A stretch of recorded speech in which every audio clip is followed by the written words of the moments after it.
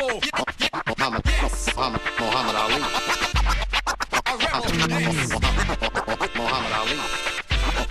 Muhammad Ali. As a kid in Louisville, Cassius Clay was smitten with the fight game. As an adult, in front of the world, Muhammad Ali mastered it. His larger-than-life personality outside the ring blurred the simple truth that Ali was one of the best fighters who ever lived. Part artist or warrior, he performed with a guile and grace never quite seen in a heavyweight before or since. Here are 12 rounds that define his genius. 12 blasts of Ali the boxer, and by extension, Ali the man. Here's Ali's dozen, and trust me, it's a must. Muhammad Ali. Muhammad Ali. First up in Ali's dozen, the 1960 Rome Olympics. In his last round as an amateur, Muhammad Ali, then still known as Cassius Clay, took to the international stage and put on a show. Here's a first-hand account from Ali's Olympic teammate, one of more than a dozen eyewitnesses who described these defining rounds and what it was like to witness history.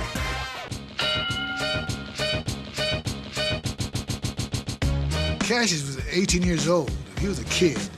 When he went to Rome, he was awed by the experience, and he wanted the gold medal very, very, very, very badly. I think he wanted his gold medal more than the rest of us did.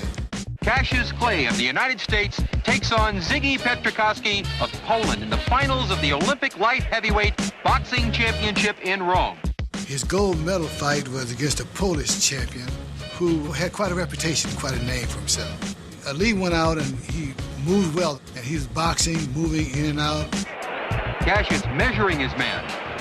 Feeling the guy out, trying to see what he does and what he'll go for. The second round, there was the pockets of Ali's superiority. Clay piling up the points here in round two. In the third round, the fight was similar, only Ali put a little more pressure on. Clay looking very fresh here at the start of the third and final round. Ali threw more punches, and more punches in bunches, as you would say.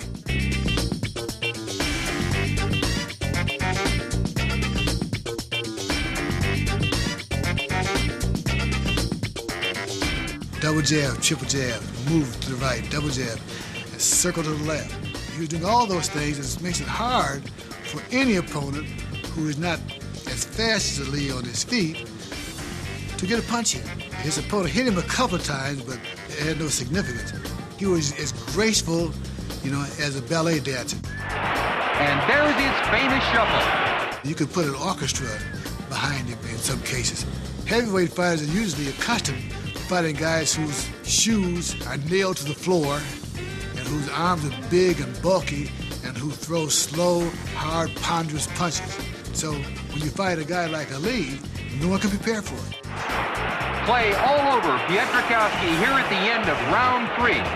It was a clear victory for Cassius Clay. The decision goes to Cassius Clay of the United States. Winning the gold medal for Ali was everything because his future rested on becoming heavyweight champ of the world. That was his goal, that was his objective. With him and the rest of us, winning the gold medal gave us an image booster. It gave us something to sell to the public that said excellence, that says champion, that says he can do it. Round 3 versus Petrikowski gave us a glimpse of the lightning style that would define Ali in the ring.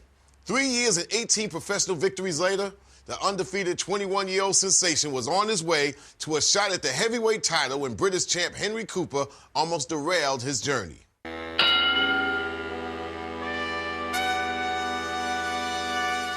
I knew Ali was what we call in a boxing game a loudmouth. He loved to talk.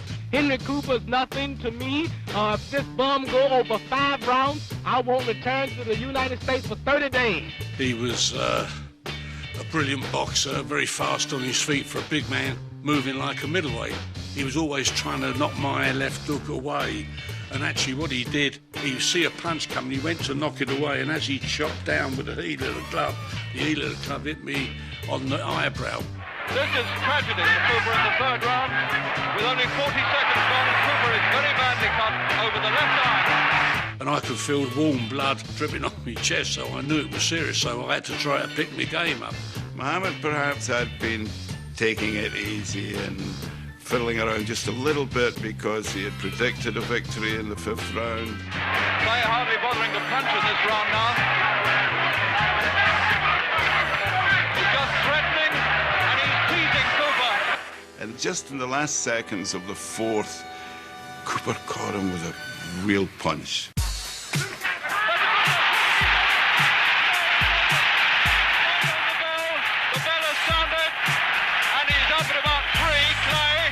He got up, he didn't know where he was. Clay took one shot too many, and he still doesn't know where he is.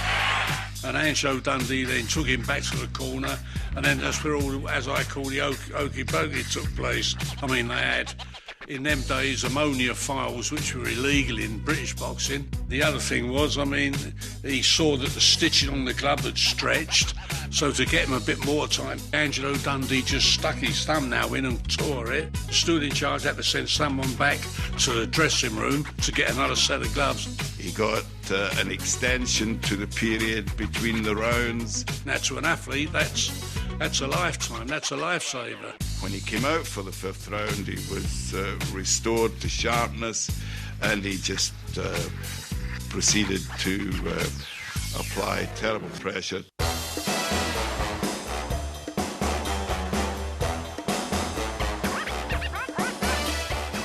Knocking him down like that and shaking him like that was it was a wake-up sign, you know, because he'd been showboating a little bit up to then. He was all business, and he just made a job of Cooper.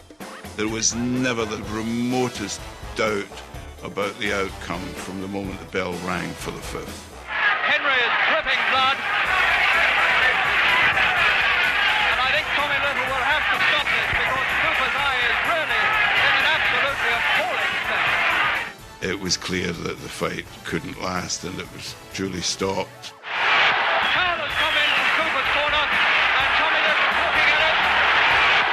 Ali always paid me a great compliment because he always said that left hook I had him when he said Cooper hit me so hard he didn't only shake me, he shook my relations in Africa. With his focus assault on Cooper in round 5, Ali showed the heart of a great fighter, beating beneath his showman's persona. With that victory, the young man from Louisville was assured of a title shot. Up next in Ali's dozen, 2 rounds against the reigning champ, Sonny Liston, that lifted the challenger into the stratosphere.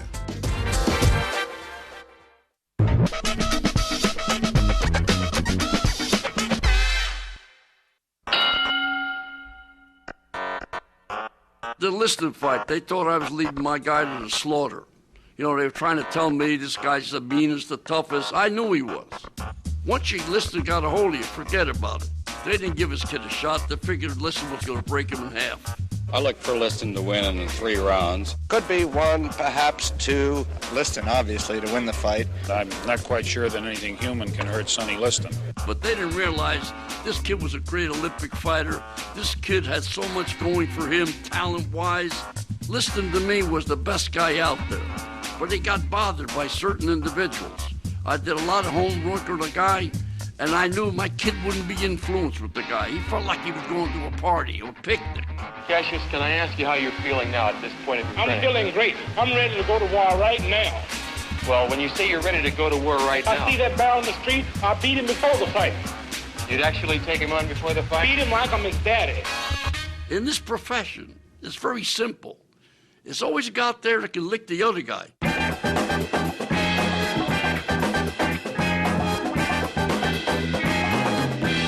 World heavyweight boxing title on the line.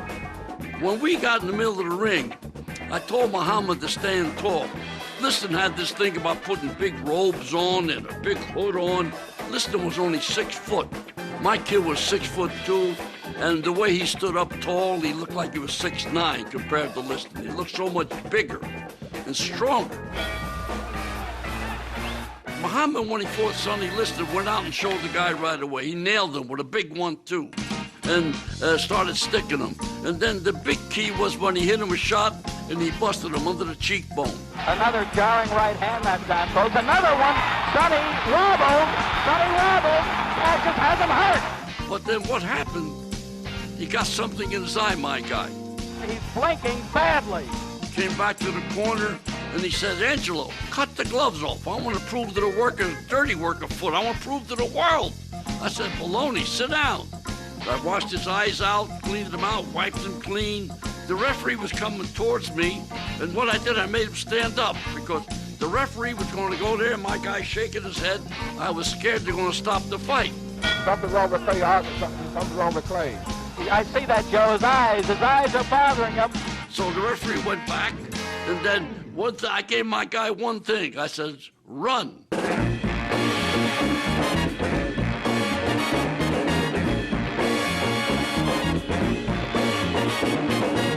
Liston did a horrible job on him. He was banging him out with real good body shots. It looked real bad. Sonny's gonna try to pull it off. Muhammad worked as hard as he talked. He was a tremendously conditioned athlete. That's why he was able to take all those body shots from Liston and didn't fold. Well, after that round, his eyes started clearing up, thank God, the tear ducts, and then he did a number on the guy. Round number 6. Cassius Clay still with the faster hand.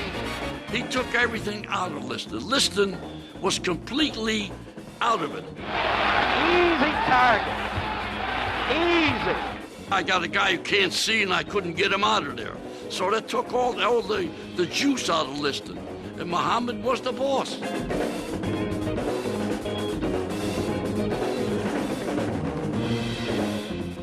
Well, after that round, the ending came because in the corner, his shoulder was hurting, the cut was there.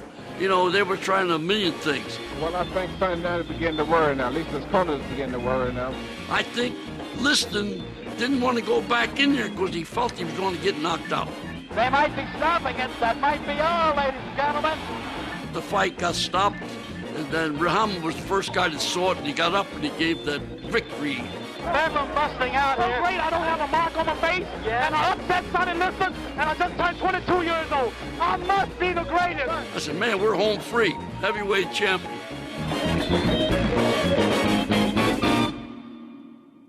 Round 6 marked the birth of the man they would call the greatest. Boxing had a new champion, but not everyone was ready to accept Ali as the heavyweight king of the world. A rematch took place 15 months later. About the next fight you have with Sonny Liston, now all the needling and the kidding that you've done before, surely this isn't going to work because now he'll be ready for it. When Ali beat Sonny Liston, people thought there was something funny, something wrong with that result, that was a fluke. You are right. I won't needle him and do the things that I used to do. My style will be different. My gimmicks will be different. Everything will be different. No predictions will be made, but I will have a surprise. Shake it! Ali, he didn't come out dancing the way he had in the first fight in Miami Beach. He came out smoking. Round number 1. Once you have that championship belt around you, you become a better fighter. Maybe not physically, maybe not in terms of skills, but it gives a certain mental boost or mental confidence. Clay continues to move and run as he is looking for the opening. He nailed Liston on the chin with that anchor punch, that twisting right hand. Bam, Liston went down.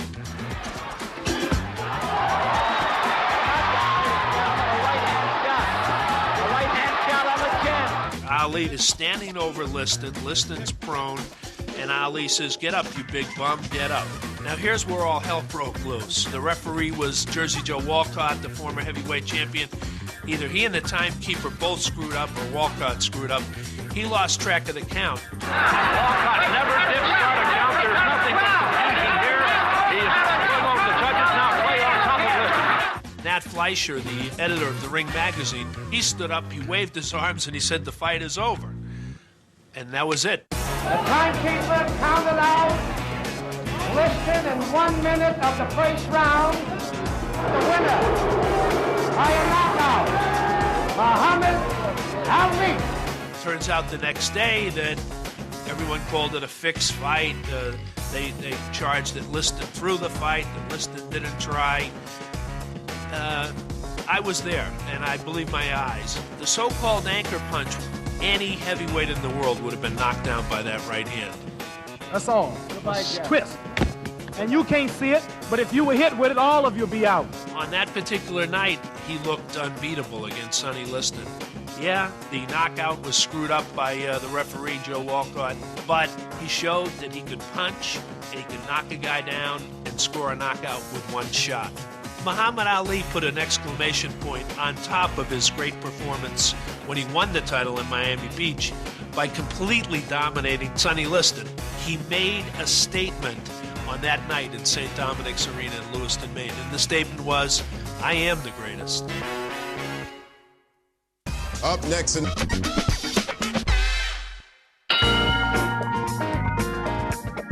Cleveland Williams was a very good fighter. He was a fighter with a little age on him, but he was a tall, powerful man and a very good puncher. Unfortunately, he had been gut shot by police 3 or 4 years before, and some people thought it cost him what career he might have had. But he was still a very dangerous opponent, and they expected rounds. They didn't get any rounds because it was Ali at his most brilliant. There's the bell. In that particular round, the second round, you saw really a superb fighter who was beautifully trained and conditioned and would just circle Williams and throwing those jabs. Clay can hit him almost at will with his left jab. He would throw a battery of punches with such great rapidity. It almost looked like they were coming out of a machine. Clay hits you many different ways, slaps and hooks and jabs. It was just a brilliant arsenal. And then the right hands, those powerful right hands that put Cleveland Williams down. The hard left to the right to the left. Williams down. Clay with a left, a right, a left. Williams with his back to us is getting hit at will. A left, a right. Clay has him going down. He'll take another mandatory 8. A left by Clay, a left, a right. Williams grabbing his back. Williams must have thought he was on an elevator because he kept getting knocked down and kept getting up. He went down 3 times and he just beat the bell for the third one. He had taken a pounding. Round 3 is really anticlimactic. Ali hits him again, I believe with the right hand, and drops him. Williams down. He may not get up. Williams got up and wobbled, and the referee stopped the fight. Harry Kessler stops the fight. The winner by a technical knockout and still heavyweight champion of the world, Cassius Clay. The second round was really an example for history. What it did was revealed all the facets of his ability to move, his ability to punch, the great footwork, the Ali shuffle. Ali was just flexing his muscle, just beginning to appreciate how good he could be. It was a signature piece by Ali, certainly a signature round. Having displayed his punching power in round 2 versus Williams, Ali made a different statement 3 months later against Ernie Terrell, who in the run-up to the match refused to refer to Ali by any name other than Cassius Clay. I am surrounded at the moment by 2 massive men. The gentleman to my left has just told me that he is the only man in the world that Muhammad Ali is afraid of. You continue to be unafraid of us. Yeah, I'd like to say something right here. You know, Cassius Clay, yes. Why do you want to say Cassius Clay when Howard Cosell and everybody is calling you Muhammad Ali? Now, why you got to be the one of all people whose color to keep saying Cassius Clay? I said, when I met you, that's what you told me your name was. You said your name was Cassius Clay. I ain't told you nothing. My name is Muhammad Ali, and you will announce it right there in the center of that ring after the fight if you don't do it now. Acting just like an old Uncle Tom. Another Floyd Patterson. I'm going to punish you. Look at the 3 knockdowns in 1 round. We are enforcing the 8th. This could be a long, long night. They were both champions. Terrell was the WBA champion, World Boxing Association champion, and Ali, I guess, was the World Boxing Council champion. And it was a fight to unify the titles. It looked like a fight that was going to be interesting in the sense that who's going to have the better jab. The guy with the better jab was probably going to win. The bell for round 1. He had a good style. He was fast on his feet. I knew that I had to corner Ali some kind of way. And what happened is, in the 3rd round, I got thumbed in the eye. My eye was just stopped. It wouldn't move, that one eye. Every time he would move one way, or the other, I would see two Alis. Fighting one Ali is tough enough. Fighting two of them is kind of rough. Terrell really couldn't get on track. The eye was badly swollen, and Muhammad, for lack of a better phrase, had a picnic with him. Now the bell for round 8. Ali would say, "What's my name, chump? What's my name, sucker?" And he would throw the jab and throw the jab and throw the jab. He wanted to make Terrell do it. Terrell would not do it. Steady to humiliate him. I hardly think it's necessary. By him saying, "What's my name?" I mean, it didn't mean nothing to me. I didn't pay no attention. Terrell was just having a tough enough time staying on his feet, never mind answering questions. He could have ended the fight. He could have knocked him out. I'm sure he could have. He did not want to knock him out.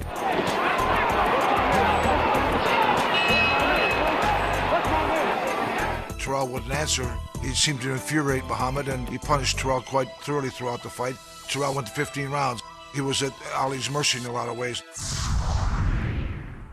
The fight is over. I guess maybe that was my first taste of his so-called cruelty. I mean, he wanted him to call him a name. I mean, we're all cruel when we're in there. But he was cruel perhaps to some people by using his voice, by using words, by asking him about his name. He wanted to prolong the agony for Terrell, and he did. And it was the only fight that I can recall in Ali's career when he was actually cruel. I'm out to be cruel. That's what the boxing game is about. As far as the fight being a cruel, brutal 15 rounds, I think it's the referee has the authority to stop it if it's so cruel. And if I had stopped it, it wouldn't have been legal. He would have won the fight if I had stopped. So it's my job to whip him. Up next in Ali's Dozen, 2 rounds that bookended a turbulent period in Muhammad's life.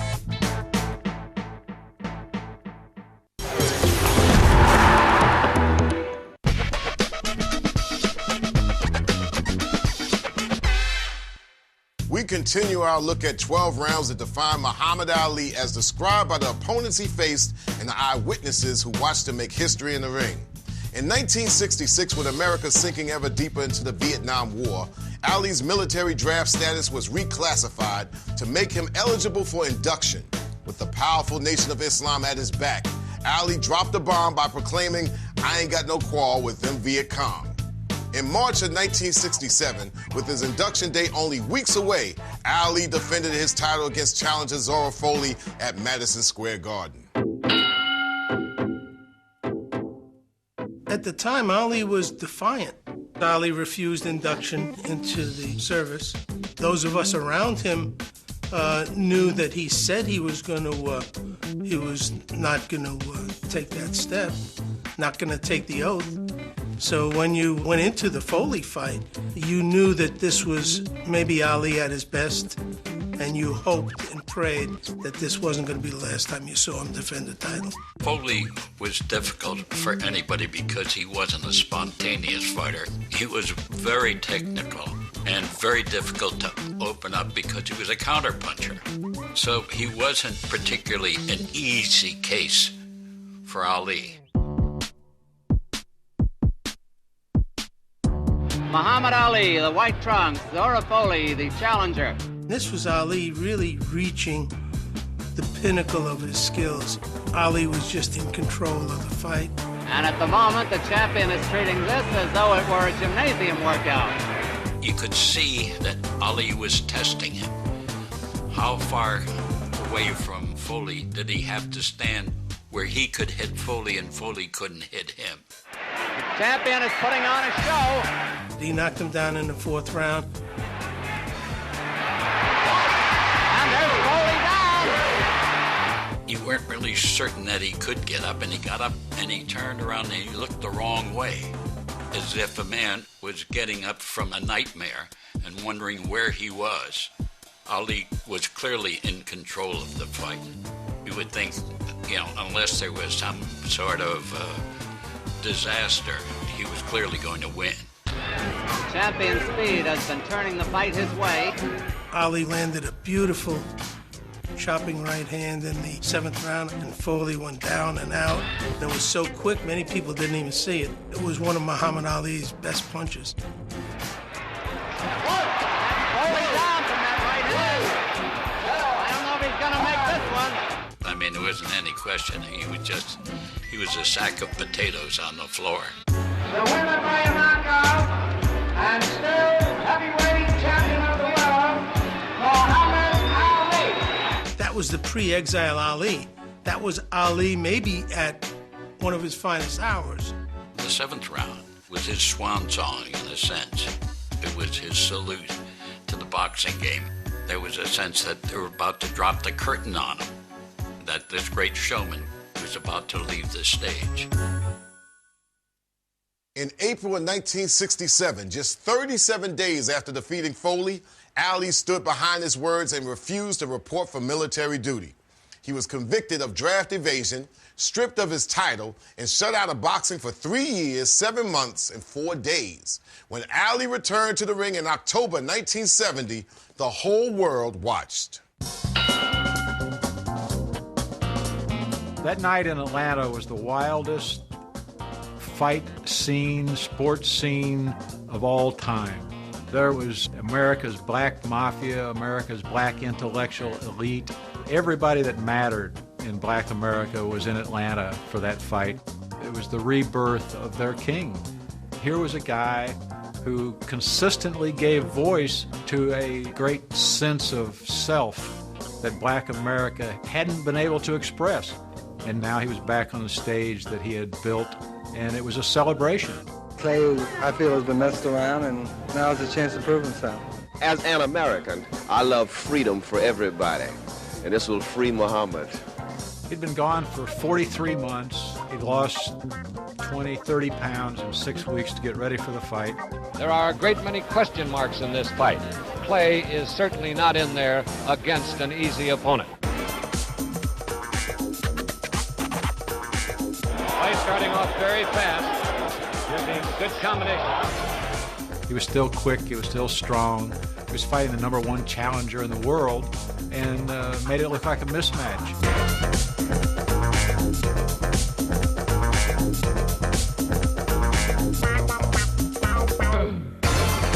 Corey was a good fighter.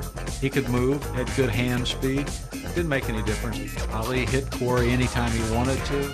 That left jab is finding its mark.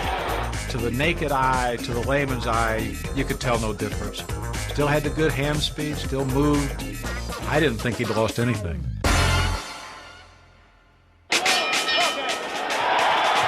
Muhammad Ali has certainly appeared in the first round to have lost none of his swift.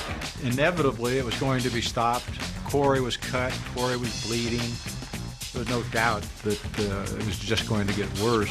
Referee Tony Perez has signaled the fight is over, apparently because of an eye cut. It's a terrible cut, Tom. You and I both can see it.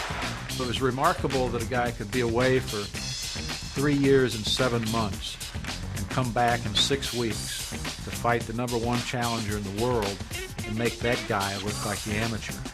The winner at the end of the 3rd round by a TKO, Muhammad Ali.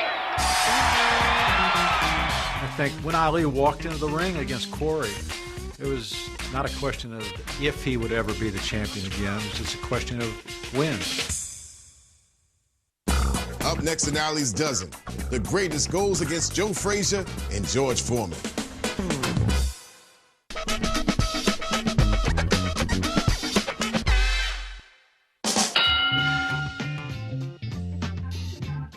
It was really an unprecedented situation, the first Ali-Frazier fight, because both fighters had a claim to the title. Ali had been the champion before his exile. Frazier was now the champion. And each fighter was undefeated. I mean, you're never going to get that situation again. Hundreds of millions are seeing this bout around the world, a packed house at Madison Square Garden. Boxing was one of the big, really big sports in America at that time. You looked around and there was Frank Sinatra taking pictures for Life magazine. All the mob people, the politicians, the black leaders, everybody was there. Celebrities, actors. Nobody came just to see a fight. They came to see their guy. The fight was very even. Joe was swinging away. Ali was jabbing him and all, and acting cute and all that. Ali Ali shook his head as though to say it didn't hurt, but it must have. Then the fight got pretty serious. Then they really started to go at each other. They really started to count. It really meant something.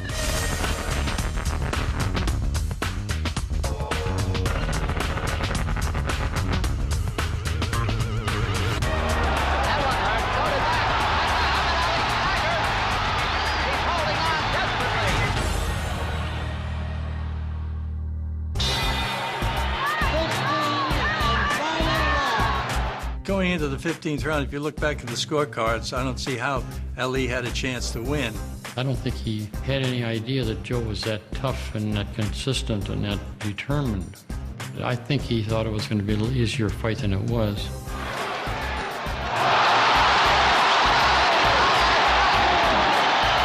His whole body had crashed into the canvas.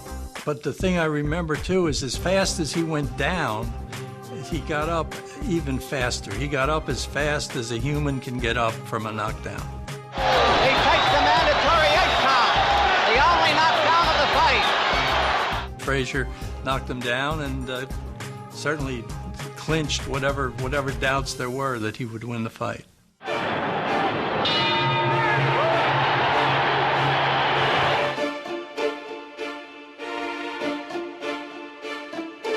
When the fight ended, Ali didn't even wait for the decision. He knew he had lost. His jaw was out like a grapefruit.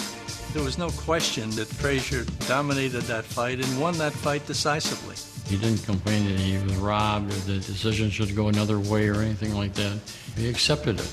I'm human, and I realize that we all have to lose and life's still going on. That loss affected him greatly because he was considered the uncrowned champion who had to take a 3.5-year exile, but had never lost in the ring. He couldn't certainly claim that he was the uncrowned champion after having lost to Joe Frazier. So it was he knew there was a long road back before he would get a shot at the title. The knockdown in the 15th sealed Ali's first loss in 32 pro fights. 3 years would pass before Ali got another shot at the title taken from him in 1967. At age 32, he traveled to Kinshasa, Zaire, to meet heavyweight champ George Foreman. Here was a guy who had been through hell. He lost 3 years of his life in boxing when he would have been at the top of his game. Now he comes back, and finally he gets Foreman. And everybody thinks there is no hope. This was going to be the easiest fight of my life. I was pretty confident that once that bell rung that I was going to knock Muhammad Ali out in the first round. Foreman had never been in a close fight in his life. He was a brute at that time.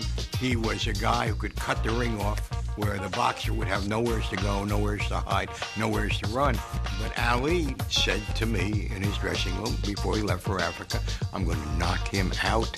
And I believed him. Because as he once said, if Ali says a mosquito can pull a plow, don't argue, hitch it up.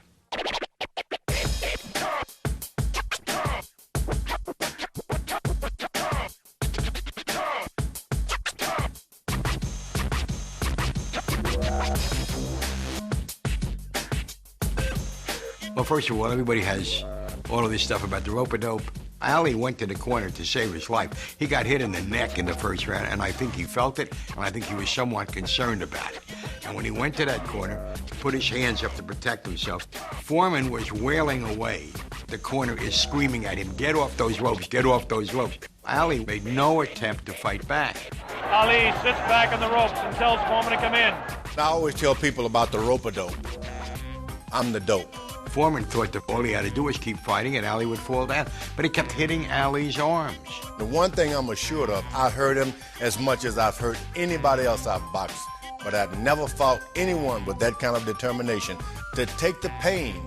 Foreman not scoring these punches at all. By the third or fourth round, I said, okay, let him throw the punches, let him get arm weary. Muhammad Ali was saying, George, is that all you got? George, show me something. After I pounded him with my best punch, George, show me something.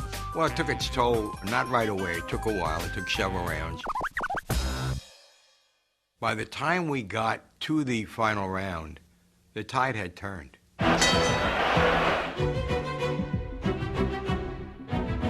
To me, when the bell rang for the final round, it was preordained. I mean, I was positive Ali was going to win. I knew he had to knock him out to do it, but I was positive he was going to do it. Foreman had no confidence by then, had no stamina by then. Foreman looking to deliver the real heavy blows. Now he's bouncing better. Almost falls out of the ring.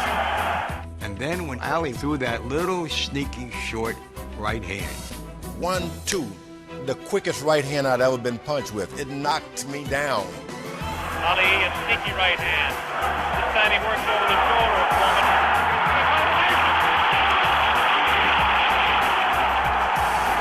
And I swear Foreman fell in sections. His ankles, his shins, his knees. He rolled over. All the talk about beating the count, and he was finished. He was absolutely finished. Muhammad Ali has won by a knockdown. The thing they said was impossible, he's done. What he did was more than courageous. It was a step beyond. It was like he was sacrificing himself. When I stay on the ropes, you think I'm doing bad. But I want all boxers to put this in the page of boxing. Staying on the ropes is a beautiful thing with a heavyweight when you make him shoot his best shot and you know he's not hitting you. I would have gave George Foreman 2 rounds of steady punching because after that he was mine. It was one of the biggest moments, if not the biggest moment in Ali's life. I'm the real champion. I told you, I'm the champion of the world. All of you bow. All of my critics crawl. After the fight, we went to look for him, and so we went to the river. And he was standing there gazing at the Zaire River. And for once, a bunch of newspapermen showed some intelligence and sensitivity. None of us said a word. And when he turned back and saw us, he walked toward us and he said, "Fellas, you'll never know what this means to me." And of course, if you hear him say that, then you do know.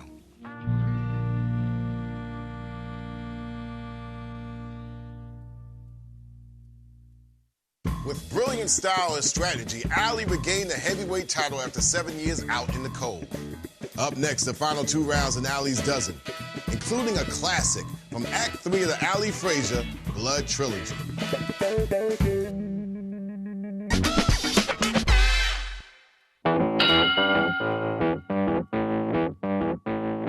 Muhammad Ali and Joe Frazier, the Bob Hope and Bing Crosby of boxing, are taking their show on the road to Manila. Well, here you go. We got a fight that's a natural. Ali Frazier 3.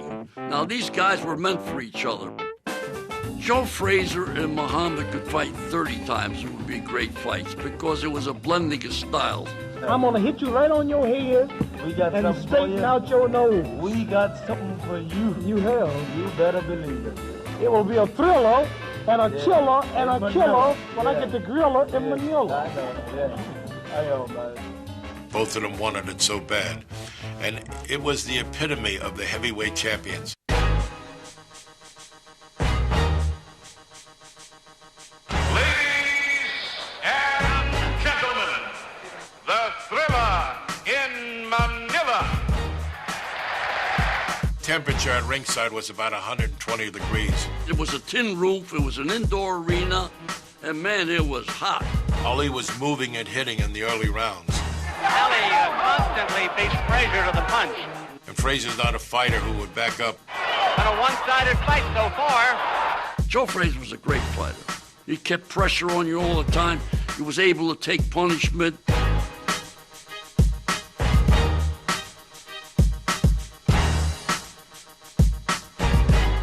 You got to be a special guy to beat that kind of guy. And Muhammad was the guy. Round 13. Ali trying to set the pace again. This fight was a tough fight. Each and every round got tougher and tougher. I think Muhammad got better as he went along. Ali ready to open up with those combinations. When Muhammad hit in that shot, he knocked his mouthpiece flying. I think this was the key. Big round for Ali. Oh, the punches that Joe Frazier took, nobody could have took. Joe Frazier was a great fighter. And he tried, but my guy overwhelmed him. Frazier looked awful tired. Is puffed around both eyes now. He had a way of reaching down and picking something up out of his trick bag to go on and be victorious. I would think that Ali has regained the command of the fight. That's very true. This has been Joe's downfall. If Joe cannot match hand speed with him. Anyway, we're coming up to round 14. Frazier couldn't even see. After the 13th round, he couldn't see anybody. He was fighting on instinct. Frazier's hurt. Frazier's badly badly hurt. My guy was hitting with all kinds of shots, and you can only take but so much. Doctor comes up and looks at Frazier. I looked up and Eddie Futch stopped the fight. I think it's going to be over. It's all over. Ali told the press after the fight, he said, this was hell. This is the closest I've been to death. You know, I don't know if he could have went on another round. Both guys were taking tremendous shots. That fight was a fight for survival. It meant everything to him. He cleaned his chart. He beat Frazier now twice. Frazier won one. You know, Casamana said to be a great fighter, you got to come from within. You got to want it. This is what Ali showed him in that fight. In round 13, Ali summoned what many believe was his last great surge as a boxer and took control over his nemesis. But 2 years later, in the final round of Ali's dozen, the 35-year-old icon would again dig deep in a battle with power puncher Ernie Shavers.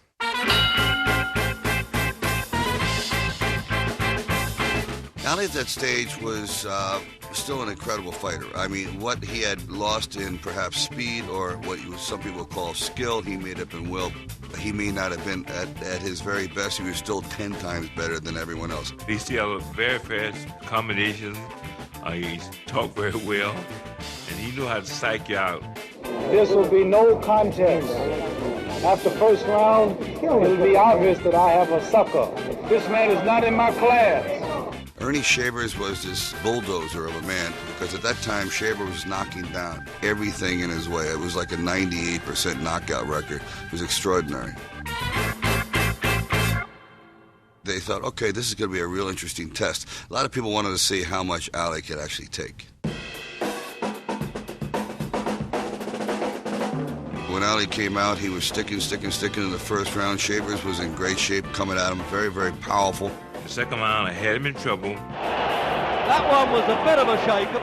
Ali got demolished with a right hand that nearly decapitated him.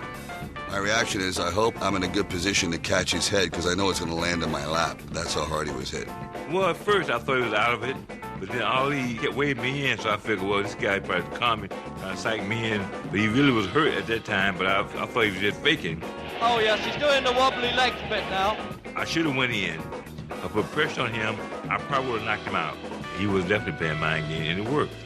After the second round, Ali was on a dream street. As a matter of fact, he confided in me years later. He says, I had no idea where I was from the second round to the 15th. And it looked that. But he was on automatic pilot, and that was good enough. This is a journey. The 15th and final round. Well, at that point, my corner had told me, don't try to knock him out. Just go distance and you got a chance to win him. I remember there was an amazing amount of energy being spent, considering what they had been through. Ernie Shavers wanted this so badly. This was his moment. This was his crossroad in life. And Ali was taking a pummeling. Then, all of a sudden, he dug down and he caught Shavers in a way that rocked the man. Ali, and almost every round, he would flurry at the last 15, 20 seconds. And he did the same thing in the 15th round because he hit me a couple good shots. First time he actually staggered me. The killer instinct, which a lot of people may not think he has, the killer instinct came to the forefront, and he just turned it on. There's a part of him that just goes into another dimension and has to, where it's beyond pain, beyond any kind of concern for his own physical welfare. I remember once he told me after a fight, I was talking to the angels tonight. That's how hard, that's how tired I am, and that's how hurt I was. I was talking to the angels tonight. Ali has retained the heavyweight championship of the world. His 19th defense, poured his heart out to get it on a unanimous decision. We saw something gallant. We saw something divine. We saw something inspired. We saw truly a legend at work. Ali's 15th round versus Shavers was his last great moment in the ring. He would continue to fight, but with more style than substance. In 1978, after losing his crown to Leon Spinks, he took it back 7 months later. But the greatest boxing career of modern times ended with losses to Larry Holmes and Trevor Berbick. Ali retired in December of 1981. Of 61 fights, he won 56, 37 by knockout. But numbers are not the measure of his legacy. The three-time heavyweight champ was rarely cut, and never knocked out. Back in 1964, Ali told the world that he was the greatest. In light of history, few would disagree.